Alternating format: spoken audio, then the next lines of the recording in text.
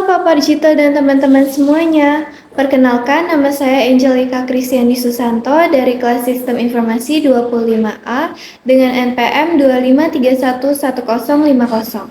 Pada hari ini, saya akan mempresentasikan mengenai hasil dari artikel ilmiah saya yang saya sudah buatkan PPT-nya mengenai cloud computing dalam transformasi digital perusahaan. Cloud computing dalam transformasi digital perusahaan. Cloud computing menjadi fondasi penting bagi organisasi modern untuk bertahan dan tumbuh di tengah percepatan transformasi digital global. Adapun latar belakangnya, untuk revolusi industri 4.0 sudah mendorong perubahan besar pada sistem bisnis global, sehingga 85% perusahaan di dunia menjadikan transformasi digital sebagai prioritas utama. Perusahaan dituntut untuk lebih efisien, responsif, dan inovatif melalui teknologi digital. Cloud computing sudah hadir sebagai teknologi inti yang memungkinkan efisiensi tinggi dan skalabilitas sumber daya tanpa investasi infrastruktur yang besar. Dalam konteks Indonesia, adopsi cloud meningkat pesat, didorong oleh kebutuhan digitalisasi sektor keuangan, pendidikan, dan pemerintahan. Selanjutnya untuk tujuan dan metodologi penelitian, yaitu untuk tujuannya menganalisis peran cloud computing dalam mendukung transformasi digital perusahaan, untuk mengidentifikasi dampak penerapan cloud terhadap efisiensi, kolaborasi, dan inovasi bisnis, menelaah kendala serta strategi penerapan cloud computing di perusahaan modern.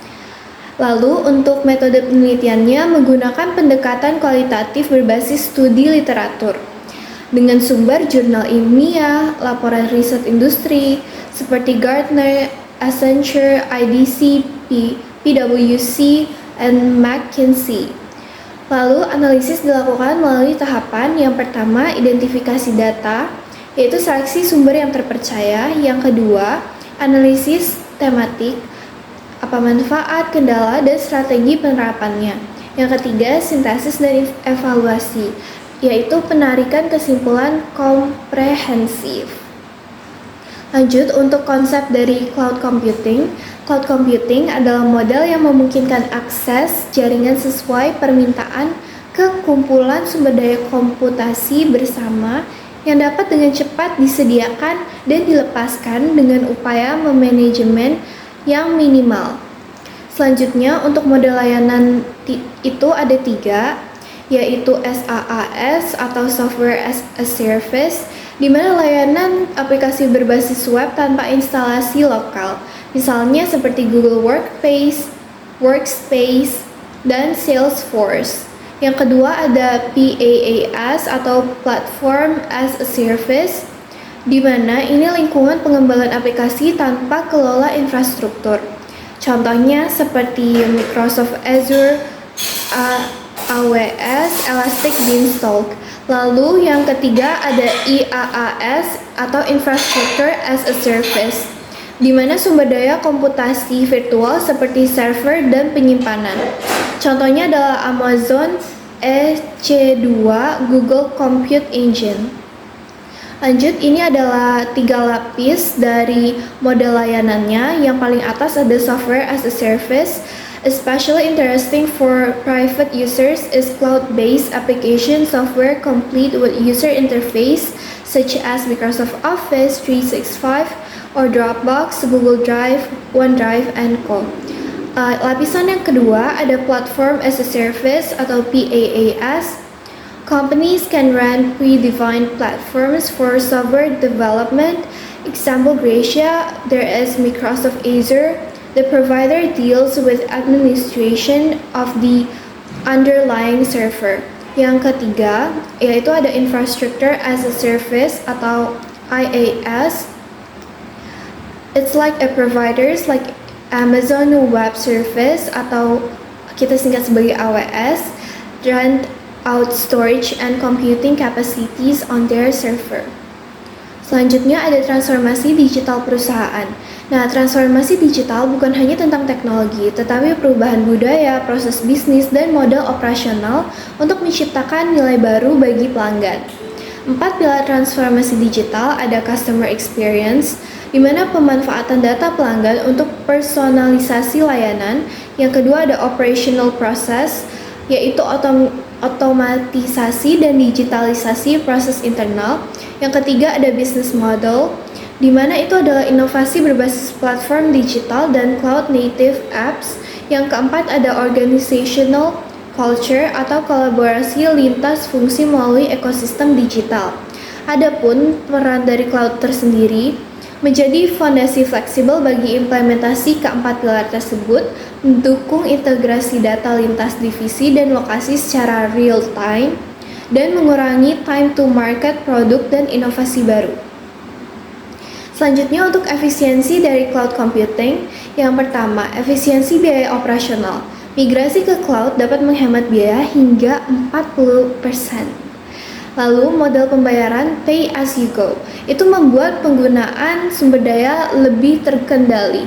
Yang kedua yaitu skalabilitas dan efisiensi operasi, di mana perusahaan dapat menyesuaikan kapasitas sistem sesuai dengan kebutuhan tanpa investasi perangkat keras baru.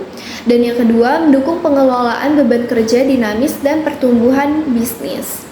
Nah, di sini ada contoh tabelnya di mana untuk kategori biaya ada server dan infrastruktur, lisensi software, dan maintenance IT. Sebelum cloud itu ada 500 juta per tahun, 200 juta per tahun, 150 juta per tahun. Namun sesudah cloud computing menjadi 300 juta per tahun, 120 juta per tahun, dan 90 juta per tahun, di mana presentasi penghematannya di angka 40% dan itu adalah penghematan yang cukup besar. Lalu untuk kolaborasi, produktivitas, dan keamanan dari cloud computing sendiri, yaitu cloud computing memungkinkan akses file komunikasi dan koordinasi antar divisi secara real time. 70% perusahaan melaporkan peningkatan produktivitas setelah adopsi cloud dan meningkatkan fleksibilitas kerja jarak jauh ataupun remote working. Nah, keamanan dan tata kelola data, yaitu yang pertama, tantangan utama dalam implementasi cloud-nya. Yang kedua, diperlukan multi-layered security, data encryption, dan zero trust model.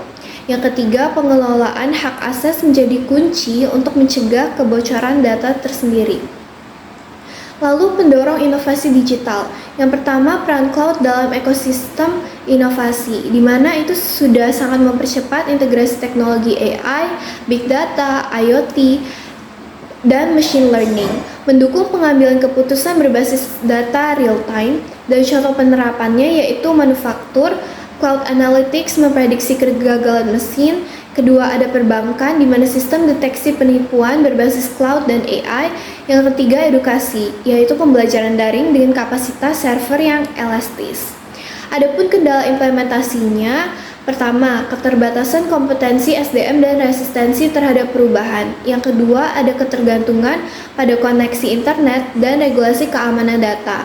Namun, ada kunci untuk strategi suksesnya. Yang pertama, peningkatan literasi digital karyawan. Yang kedua, adopsi hybrid cloud dan integrasi yang bertahap. Yang ketiga, ada evaluasi keamanan dan kepatuhan regulasi secara berkala. Kesimpulannya, cloud computing merupakan fondasi strategis transformasi digital, memberi dampak nyata terhadap efisiensi biaya, kolaborasi, dan inovasi. Namun, perlu diperhatikan keamanan data dan kesiapan untuk sumber daya manusianya. Nah, dengan strategi implementasi yang tepat, perusahaan dapat menjadi adaptif terhadap perubahan, efisien dalam operasional, dan kompetitif di pasar digital global. Cloud bukan sekedar teknologi penyimpanan, tetapi adalah jantung dari bisnis digital di masa yang akan datang. Sekian dari presentasi saya, terima kasih.